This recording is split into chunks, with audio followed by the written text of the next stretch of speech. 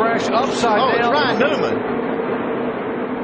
See Kevin Harvick there. Marcus Ambrose. Ambrose is there, comes across. Harvick stops, and Newman's car comes to rest upside down on its roof. We were hoping it would not happen, and here with 5 laps to go, indeed it has. Hell of a job. I don't know what started that, but you see quite a bit of damage on that car. Flipped over 3 or 4 times. Yeah, I was looking out the window, but I could not see. That's so far. That's the farthest point away from us. Just couldn't tell what was going on there. The safety crews are there immediately. They get in the car and will try to communicate with the driver. And watch the car get turned around. He and his teammate Tony Stewart got into the wall. But you see it turns Ryan Newman around. As soon as it does, it's almost like that wing acts as to help to lift the car up. Lands on Kevin Harvick's hood. See Elliott Sadler there involved. Elliott trying to jam the brakes on to keep from hitting the 39 as it was pirouetting up the track. He's able to miss it. Harvick able to get the car woe down as the 39 just comes rolling down on its roof onto the grass and comes over again another 360 before coming to rest on its top. With the car sitting upside down, you can see they're being very careful. They got all the safety crews and NASCAR. There's some members of NASCAR down there also. And these guys train over and over again, the safety crews that NASCAR have, for extricating a driver. The last thing you want to do at this point in time is get in a hurry.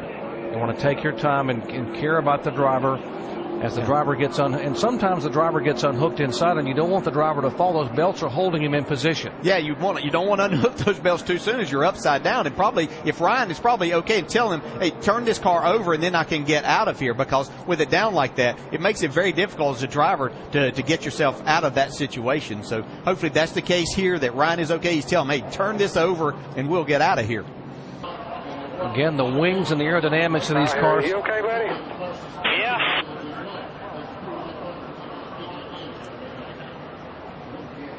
And that was Ryan Newman on the radio. You just heard a moment ago as the crew asked him if you're okay. So obviously still buckled in the car, okay, able to communicate.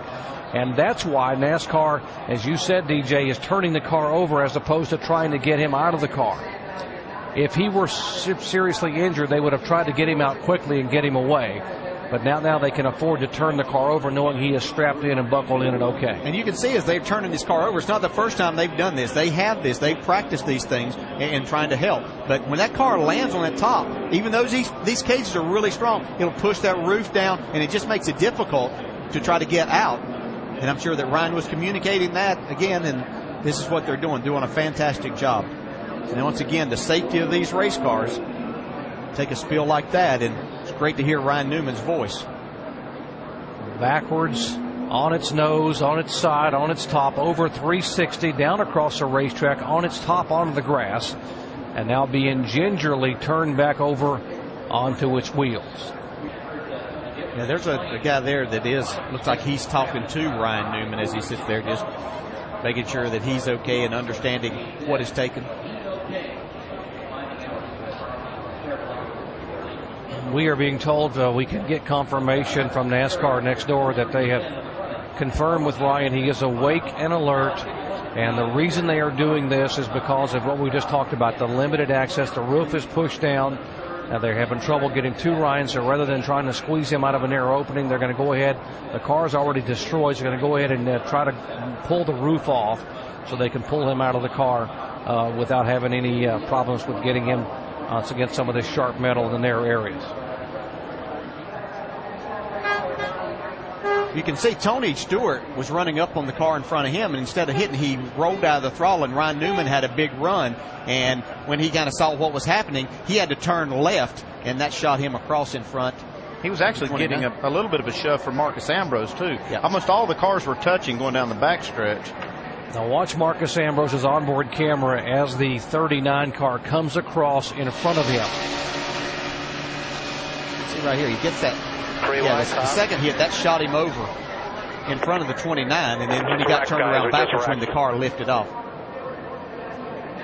See, that bump there, that turned Tony. Wow. You can see the car up in the air down on the inside. Unbelievable. Lands upside down on the hood of the 29 car of Kevin Harvick. Now watch it as it happened in real time.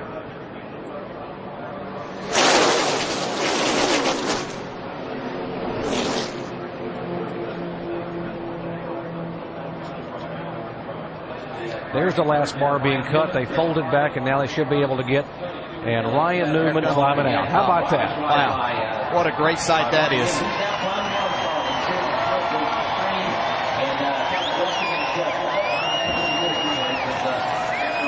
Wow, how safe are these race cars that NASCAR have these teams built now? Got a little mud on him, but otherwise none the worse for wear. That's good to see. Yeah, when you got to dust the grass off of you, and that's the worst thing, that's a pretty good day. It's unfortunate. He did a great job all day long. Just really disappointed. I mean, we had this race back here in the spring and complained about cars getting airborne, and now, ironically, I'm the guy that gets upside down and have a roll bars down on top of my helmet and stuck upside down on top inside my U.S. Army Chevrolet. So it's just disappointing. I mean, I wish NASCAR would do something. It was a boring race for the fans. That's not something anybody wants to see. At least I hope not. If they do, go home because you don't belong here. And a product of this racing and what NASCAR's put us into with his box, with these restrictor plates, with these types of cars, with the yellow line, with no bump draft and no passing. And drivers used to be able to respect each other and race around each other. Richard Petty, David Pearson, Bobby Allison, all those guys have always done that. And I guess they don't think much of us anymore. Ryan, when you were upside down, you didn't respond to your team right away. Can you take us through those moments? No, I knocked the antenna off the car.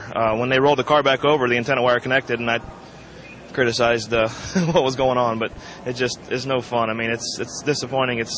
There's no good part of it. I mean, it's not a good race for the fans, and that's the bottom line. So what we're trying to service is the fans, and they can stand up and cheer when there's 3 to go with a green white checker, but that's not racing. It's supposed to be racing all day long, and I think we've lost a little bit of that luster.